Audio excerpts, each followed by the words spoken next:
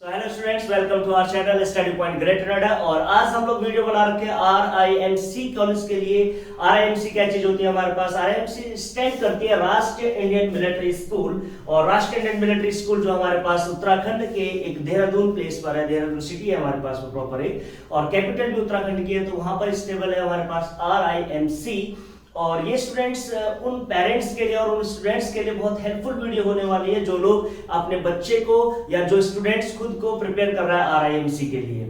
सबसे पहले मैं आपको बता देता हूं कि RIMC के लिए क्या क्या क्राइटेरियाज होते हैं हमारे पास में। RIMC के क्राइटेरिया से पहले आप बात समझिए कि कौन कौन सी ऐसी क्वालिटीज हैं जो RIMC में बच्चे को मिलती है। सबसे पहले proper mindset with quality of education, quality of society, quality of discipline, ये सारी चीज आपके बच्चे के अंदर डेवलप करना सबसे प्राइमरी वर्क होता है किसके लिए? RIMC कॉलेज में।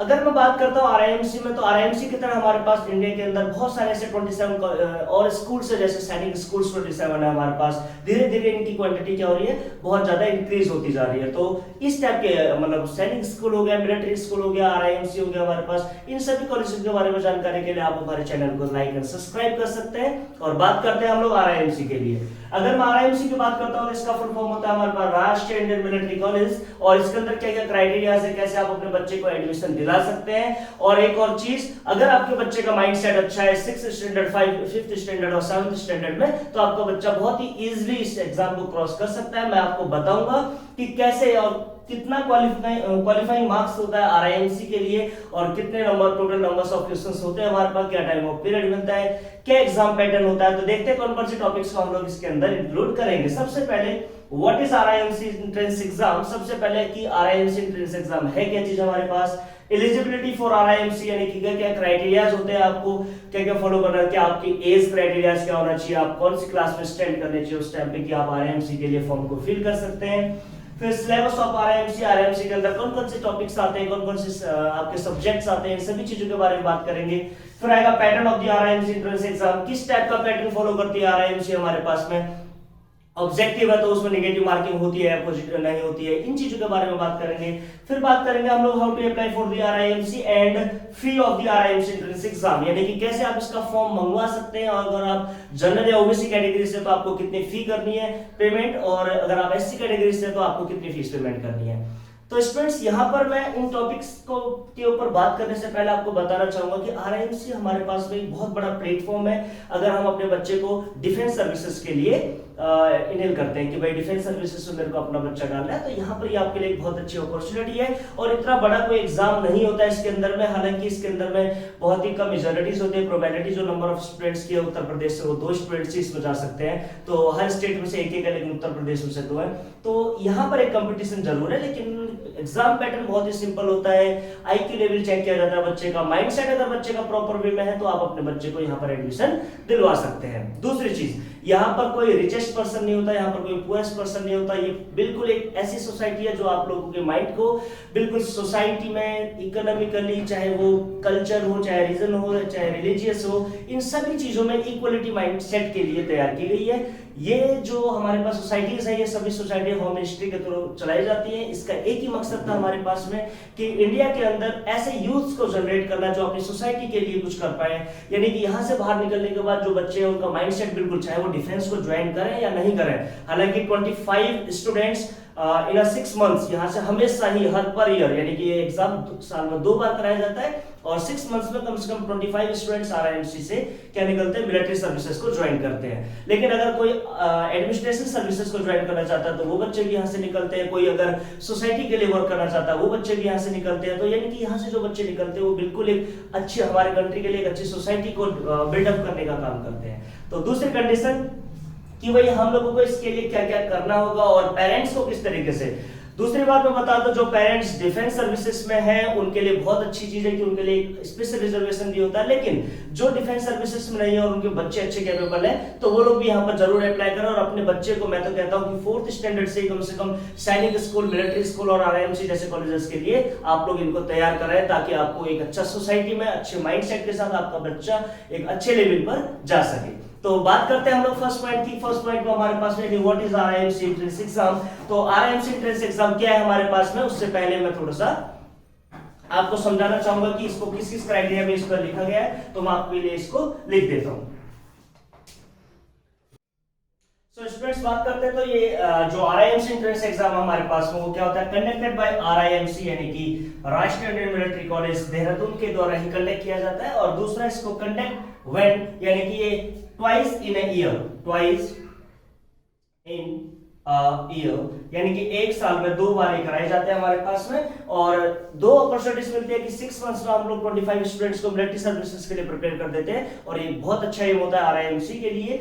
बात करते हैं eligibility for the RIMC. Eligibility की अगर मैं बात करता हूं तो एलिजिबिलिटी के लिए आपके बच्चे को या तो 7th स्टैंडर्ड में वो होना चाहिए या फिर passed away from the 7th standard, या इधर से पास हो जाना चाहिए उसको। लेकिन जो एज क्राइटेरिया वो एज क्राइटेरिया इसका रहना चाहिए हमारे पास। एज क्राइटेरिया मिनिमम 11.5 इयर्स से कम नहीं होना चाहिए और 13 इयर्स से ज्यादा नहीं होना चाहिए। जिस भी ईयर में आप एग्जाम फॉर्म फिल करेंगे उसका रिकॉग्नाइज होगा 1 जैन, यानी 1 जैन को आपके बच्चे की डेट ऑफ बर्थ को कैलकुलेट किया जाएगा और वो 11.5 इयर्स से बिलो नहीं होना चाहिए एंड 13 इयर्स से अबव नहीं होना चाहिए हमारे पास में। ये एलिजिबिलिटी होती है हमारे पास आरआईएमसी के लिए। नेक्स्ट आता है हमारे पास सिलेबस। अगर मैं सिलेबस की बात करता हूं आरआईएमसी के अंदर में, तो आरआईएमसी के अंदर सिलेबस जो होता है हमारे पास वो एक सबसे पहला जो होता है इंग्लिश हमारे पास में, इंग्लिश फर्स्ट हो गया। सेकंड जो होगा हमारे पास होगा मैथ्स और थर्ड जो होगा हमारे पास होगा जीके यानी कि जनरल नॉलेज। अगर मैं बात करता हूं चीजों की तो ये सिलेबस जो होगा वो अंडर आएगा टिल 7 यानी कि टिल 7th क्लास के अंदर वाला ही सिलेबस आपसे यहाँ पर पूछा जाएगा। यानी कि जहां तक 7th स्टैंडर्ड तक अगर बच्चे ने क्वालिफाई कर रखा है तो 7th स्टैंडर्ड तक की बेसिक चीजें यहाँ पर इंग्लिश, मैथ्स और जीके के बारे में आती है। आगे आता है हमारे पास pattern of the exam of entrance exam, यानी कि अगर मैं पैटर्न पढ़ता हूं आरआईएमसी के बारे में तो इसका जो पैटर्न होता है वो हमारे पास कुछ इस तरीके से होता है कि अगर मैं इंग्लिश की बात करूं, मैथ्स की बात करूं, जीके की बात करूं तो इंग्लिश का जो पैटर्न आएगा हमारे पास में वो आएगा यहाँ पर हमारे पास कितने 200 मार्क्स का और जिसका टाइमिंग होगा हमारे पास में 2 आवर्स।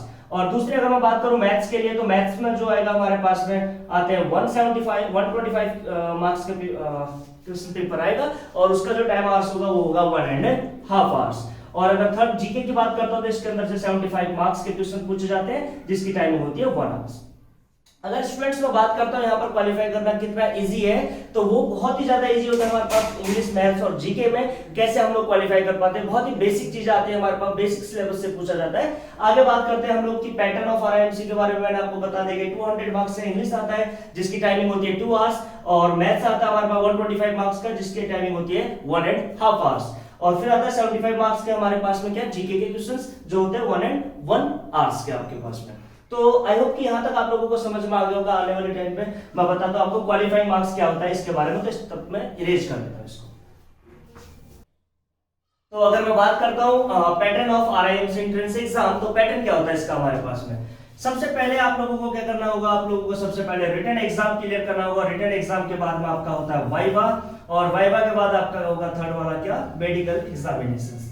तो स्टूडेंट्स सबसे पहले रिटन एग्जाम को क्वालिफाई करने के लिए आपका क्या क्या क्वालिफाइंग क्राइटेरिया होता है हमारे पास में, उस चीज को एनालाइज कर लेते हैं। रिटन एग्जाम अगर मैं बोलूं आपको तो ये 400 मार्क्स का होता है टोटल हमारे पास, जिसमें हमारे पास जो इंग्लिश होता है, इंग्लिश सब्जेक्ट हमारे पास में इंग्लिश होता है हमारे पास 125 मार्क्स का और मैथमेटिक्स की अगर मैं बात करूं तो मैथ्स होता है हमारे पास 200 मार्क्स का और थर्ड हमारे पास अगर मैं बात करता हूं जीके तो जनरल नॉलेज होता है हमारे पास 75 मार्क्स का। तो स्टूडेंट्स ये सभी हमारे पास क्या टोटल नंबर ऑफ मार्क्स है और इन सभी का प्लस करता हूं तो कितना आता है हमारे पास 400। अब मैं बात करता हूं कि आपको सिलेक्शन के लिए कितने नंबर चाहिए। सिलेक्शन के लिए नंबर मिनिमम आपका 50% ईच सब्जेक्ट होना चाहिए, ईच सब्जेक्ट। यानी कि अगर 50% आपके पास ईच सब्जेक्ट में मार्क्स हैं तो आपका सिलेक्शन वहां पे 110% कंफर्म है। दूसरी चीज 125 इंग्लिश में टोटल नंबर ऑफ मार्क्स होते हैं तो आपको क्वालिफाइंग के लिए 50% यानी कि इसका 63 इंग्लिश में चाहिए होता है और 200 है तो इस मैथमेटिक्स में आपको 100 मार्क्स चाहिए होते हैं एंड अगर 75 आपके जीके में तो आपको नंबर ऑफ कितने चाहिए 38 चाहिए। अगर मैं इनका सम करता हूं तो 8 3 11 कैरी 1 6 4 10 का 0 कैरी 1 एंड 1 2 201 मार्क्स आप लोगों को मैक्सिमम यहां पर लेके आने होते हैं आउट ऑफ 400 में से 200 मार्क्स लाना बहुत इजी है अगर आप डेडिकेशन के साथ वर्क करते हैं यहाँ पर किसमें, इंग्लिश में और मैथमेटिक्स में एंड जीके में।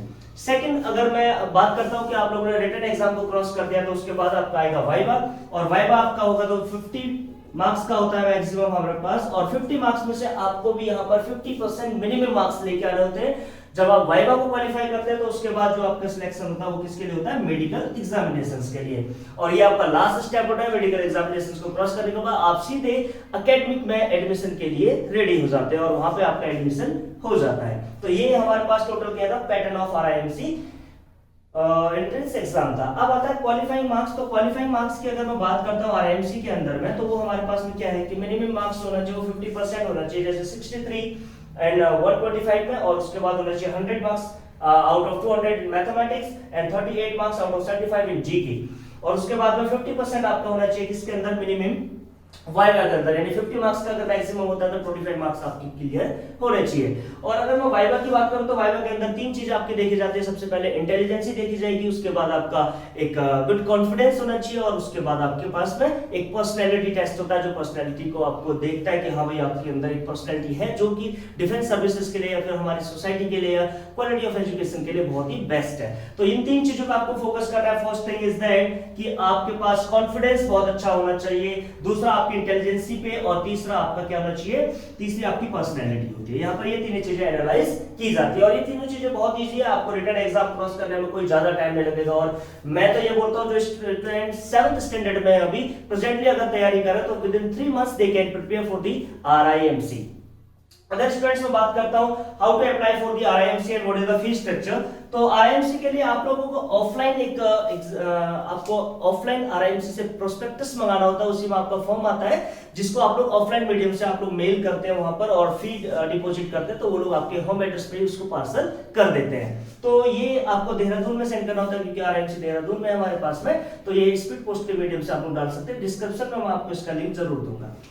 फिर फीस की अगर मैं बात करूं तो यहाँ पर गाइस जनरल कैटेगरी के लिए और ओबीसी कैटेगरी के लिए जो फीस है अभी मिनिमम 600 है, और जो एससी एंड एसटी कैटेगरी के लिए वो है 5555 यानी कि 555 हमारे पास में। तो इन दोनों के लिए आप लोग एलिजिबल है कि भाई जनरल कैटेगरी वाला 600 पे कर लेगा, ओबीसी वाला भी, और एससी एसटी वाला आपका कितना पे करेगा, 555 रुपीज पे करेगा। लेकिन स्टूडेंट्स अगर आप लोग फुल डेडिकेशन के साथ आरआईएमसी के लिए प्रिपरेशन करते हैं तो आप लोग हमारे चैनल को लाइक और सब्सक्राइब कर सकते हैं। आपके हर एक मैसेज का रिप्लाई किया जाएगा, हर एक मैसेज को एनालाइज करके उसके ऊपर वीडियो बनाई जाएगी। आपको किसी भी पोर्शन में अगर दिक्कत होती है, मैथमेटिक्स हो गई, आपकी इंग्लिश हो गई, जीके हो गया, तो हम सभी चीजों के लिए आपको हेल्पफुल करेंगे। बताना चाहूंगा मिस्टर लखन राघव हमारे यहाँ के पहले स्टूडेंट्स है जो सैनिक स्कूल झांसी में सिलेक्शन लिया था, जिन्होंने लास्ट ईयर 2020 में, और एनडीए में भी हम लोगों ने इस बार सिलेक्शन दिया। तो हम लोग स्पेशलाइज्ड क्लासेस स्टार्ट कर रहे हैं इन चीजों के लिए। तो आप लोग अगर ग्रेटर नोएडा में रहते हैं तो हमें ऑफलाइन मीडियम से कांटेक्ट कर सकते हैं। Study point defence academy sector P3 greater Noida, और मेरा नाम है Neeraj Singh and contact number आपको डिस्क्रिप्शन बॉक्स में मिल जाएगा। दूसरी चीज, अगर आप ऑनलाइन क्लासेस के लिए प्रिपेयर करते हैं तो आप मैसेज बॉक्स में वीडियोस के लिए बताइए कि आपको कौन से टॉपिक पे वीडियो चाहिए, हम उस टॉपिक पे वीडियो अपलोड कर देंगे। So thank you very much for watching our video and please keep and support, subscribe our channel. Thank you very much.